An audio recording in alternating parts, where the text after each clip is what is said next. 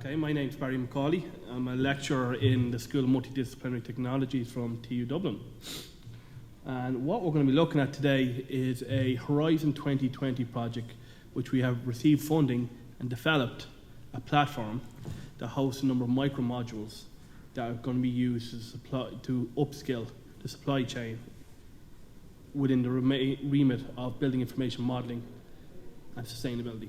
So I'll go through this and then I'll play a video at the end which will give you a good understanding of the platform. So we're going live now next month with our first trials. Well, we've had a series of trials. Okay. Brilliant. So I think we all know the issues with the construction sector when it comes to sustainability. We may all hang our heads in shame. The statistics are quite damning. If you've been looking at the news with that young girl, Greta Greenberg, I think is her name, and the environmental concerns, it's a topical area at the moment. And this isn't lost in the European Union. They put out a number of different calls. Now, Horizon 2020 is a particular area where they put out calls in the area of sustainability, more particularly in the area of digital innovations and sustainability, and he offered a funding package. And the funding package was asked to be used to upskill the supply chain. So what we have done is we have come together through a consortium of 7 different partners. The consortium consists of Belfast Metropolitan and CITP from Northern Ireland, FAC and TU Dublin from Ireland, and IST from Portugal. We have a Macedonian partner. We also have a Croatian partner. So the whole idea was that we come together as this consortium, derive this platform that can be used across European bridgeways and offer a pan-universal certification that will be recognised. So some of these lofty expectations have been hit and some not so much. But we do have a platform that is ready to go, and it is quite impressive in my opinion. We have a technical advisory board which consists of industry. And so what we've been doing is working with industry to ensure that what we're putting out there is what industry wants. So ultimately, the key objective of this platform is improve sustainability of the built environment, engage with the entire construction supply chain, encourage greater workforce mobility. So obviously, we were hoping that if you do one of these micro modules in Ireland, that when you go to Portugal, Macedonia, it'll be recognised over there. Create clear pathways to development and develop a pan-European framework for recognition and accreditation of a BIMcert bite-sized learning modules. The top 3 results we're aiming for are engage the entire construction sector, clear pathways, and BIM skills to manage your overall project energy. So initially what we did was we had a pan-wide European survey, and we got over 500 responses. And then what we did was we've had workshops across jurisdictions. And what we found out was that ultimately it wasn't going to cut it just to go up and start going, this is BIM, and this is BIM for energy to the supply chain. They didn't want that. What they wanted was a deeper learning outcome. So they asked us to look at maybe building up a platform that ultimately works to BIM and sustainability. So we need to put foundations, and these foundations were very basic micro modules, which I'll discuss. Then after that, further kind of modules that looked at information and how you extract and input information from the digital model. And finally, then we can move towards analysis and sustainability, which is the key area of the BIMcert supply chain. So obviously with this platform being online, we had to think outside the box. We wanted to ensure that people that engaged with it had a quite fulfilling experience. So what we wanted to do was come up with a beyond learning approach.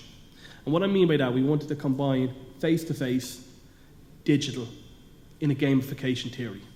So what we were hoping was that anyone that logs on will have an online presence. Lecturers would integrate as well with them, as well as done in a gamification way where you get certain points as you progress to make it more interesting, and maybe have a kind of a little competition or a table in that respect.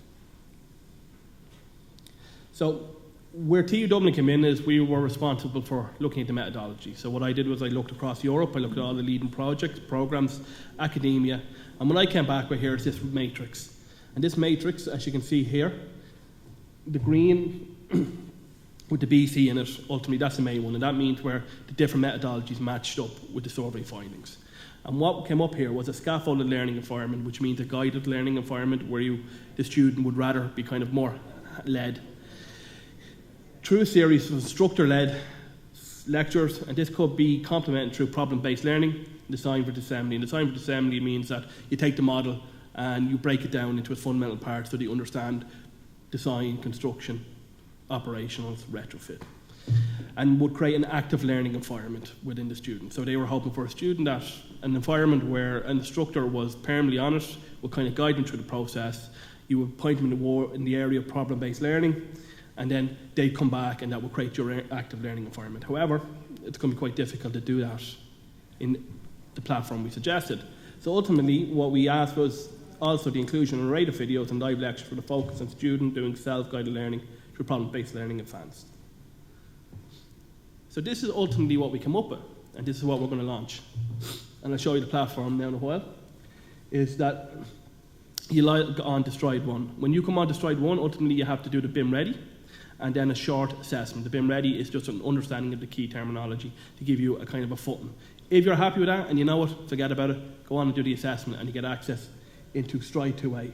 And within those fundamental, we have modules in Introduction to BIM, BIM Principles, Digital Skills, 3D BIM Modelling, and 3D Parametric. Stride 2B is for the more advanced.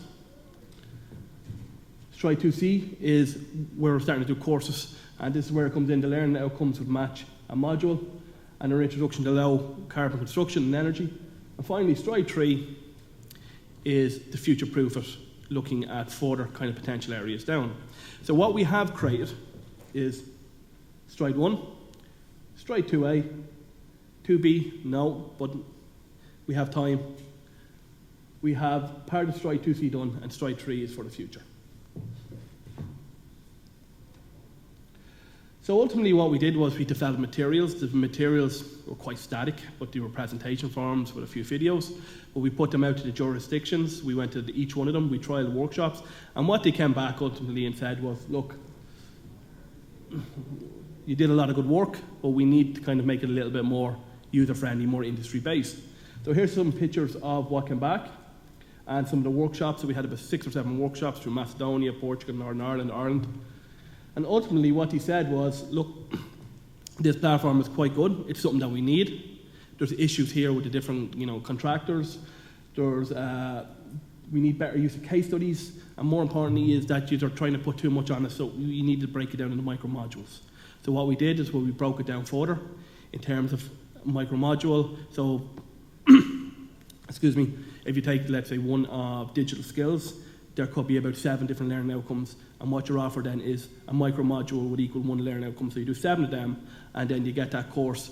But however, you could go, look, I only want to do 2 there, and then you can dip onto another course, and ultimately what you're doing is recognises that that's part of another one, they're all integrated, and you can ultimately kind of dip and match, and it's not like this traditional learning kind of horizontal. You can go any direction. So what that enables you to do is look at this platform and go, look, this is my training plan.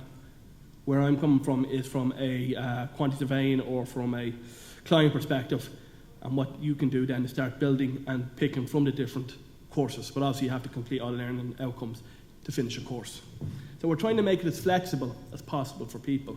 So ultimately, if you're working on site and you log on, and you mightn't have time to do a whole course, and a whole course could work up to 16 hours. So you might go, however, that 1.5 hour learning unit is good enough for me, and you'll get some gaming points towards that. And then you can use that then and come back in a couple of months if you like and start building again. And it means that over as long as you like, you have as long as you want to create that course, where you ultimately get your macro badge. So this is the platform. So ultimately you're going to log on. What we have is BIM Ready here. We have a back engine for the trainer. We have then one for the person coming on, such as a trainee. And you'll select your learning plan, you'll select your module, and then you'll be directed towards the material that's been developed up there. So we don't have the whole thing developed. We selected a selection of pilot material, and we're trialling them all now next month. So if you are interested in seeing them and getting free access to it and using it, we have at least, I'd say, about 10 or 11 learning outcomes developed. So we broke it up between the different jurisdictions, so it's quite interesting. This is our website, so click there and that'll keep you up to date and give you access to the platform. And I just have a video here I'd like to play, if that's okay. It's 4 minutes, but sure, look, we might cut it a bit short. And this will probably, instead of me waffling on, this will probably do more in the 4 minutes than what I just done there for the last 10.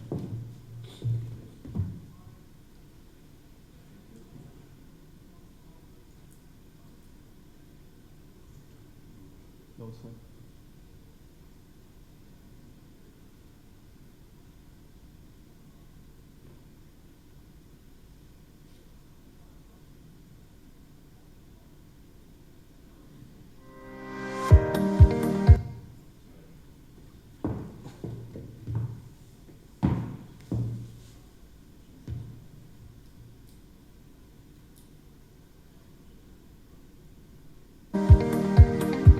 Welcome to BIMcert.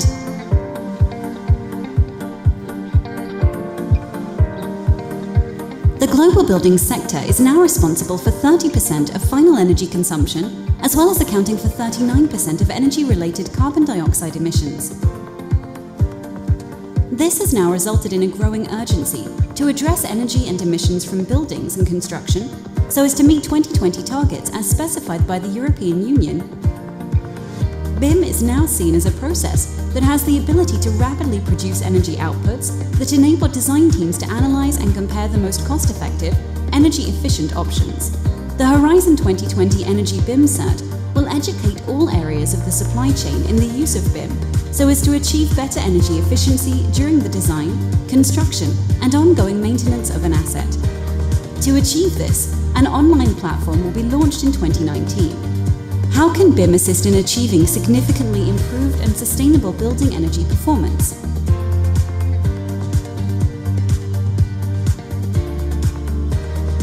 BIM tools enable measurement and analysis of daylighting from the sun. This can help create comfortable and beautiful spaces, reduce lighting loads, and reduce cooling loads. Airflow and air quality are important aspects of human comfort, and achieving this quality through passive methods delivers significant energy savings. BIM enables the airflow rate and temperature to be calculated at any given location within a model. The model can be used to interrogate the most beneficial passive heating and cooling strategies. Suncast is essential at the planning stage to visualize the effect of the building on surrounding buildings.